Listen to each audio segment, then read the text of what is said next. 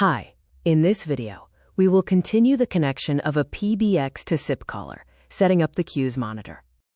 In the phone system section of the console, we will select the PBX on which we wish to activate the queues monitor.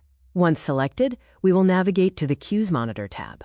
We will click on Install and then copy the command. This command has to be executed on the server where your phone system is running. You will be prompted to provide an API key. We can obtain this API key in the Settings section.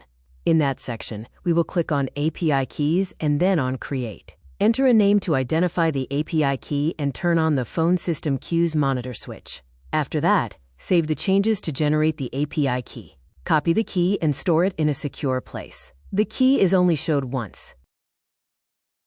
With the queues monitor enabled, SIP caller will show the status of each queue in the related tab of the phone system.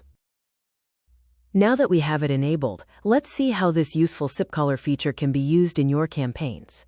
First of all, the queues monitor allows you to use the predictive dialer, with the possibility to adjust the calling pace. You can also use the progressive dialer, which prioritizes the customer satisfaction, ensuring that an agent is connected before the outbound call starts. Furthermore, the queues monitor allows you to run callback campaigns. These campaigns are designed to add a recently contacted number to a dynamic outbound campaign.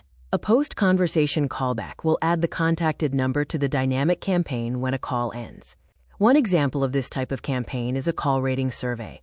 A queue abandonment callback is intended to avoid losing a contact if they hang up before the call is connected to an agent. When an abandoned call is detected in the queue, the caller's number will be automatically added to a campaign to contact the customer again. You are now ready to enhance your campaigns and customer satisfaction with SIP caller's queues monitor.